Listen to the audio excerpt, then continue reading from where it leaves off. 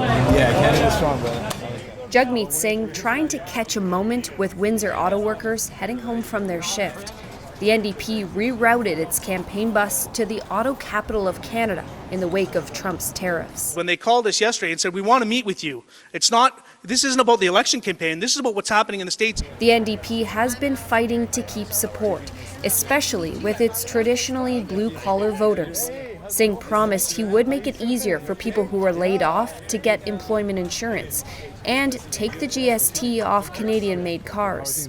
We got to retool our manufacturing sector so we can build vehicles entirely tailpipe to headlight in our country, to build up a more resilient automotive manufacturing sector. Singh wasn't the only one to change his election schedule. Liberal leader Mark Carney flew back to Ottawa to step into his role as Prime Minister before heading to an evening campaign rally. We've had another day, another unjust, pointless and irresponsible attack on Canada by President Trump. Conservative leader Pierre Poilievre, too, out with a campaign promise for tax savings, started with a pointed message for the U.S. president. Within 4 years of a new, strong Conservative government, Canada will be completely rebuilt. We will rebuild our economy. We will not be reliant on the U.S. anymore, and the Americans will have lost the greatest trading partner and friend.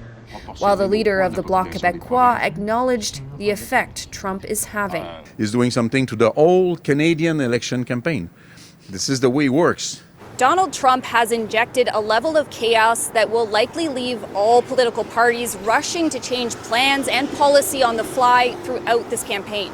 It's a remarkable situation for a Canadian election to be so deeply marked by the decisions of a single person outside our own country. Marina von Stackelberg, CBC News, Windsor, Ontario. At his BC campaign stop, Poilievre pledged a Conservative government would boost the amount Canadians can put in their tax-free savings account, as long as that money is invested in Canadian companies. This will bring billions of dollars of investment into Canadian companies who will then spend it on factories, equipment, tools, wages, and making our economy self-reliant and strong. The annual limit right now is $7,000. He said he would increase it by $5,000 a year. All right, let's bring in Chief Political Correspondent Rosemary Barton. So, Rosie, in many ways, totally foreseeable that Donald Trump would become part of this campaign. But how do the campaigns meet the moment? Let's start with the Liberal campaign, preparing for this more than the others for a couple of reasons. Mark Carney is still the Prime Minister, and he needed to respond today in that role and start preparing for a counter-tariff response come Wednesday. So you saw him have a cabinet meeting, reach out to premiers, prepare for a call with the president.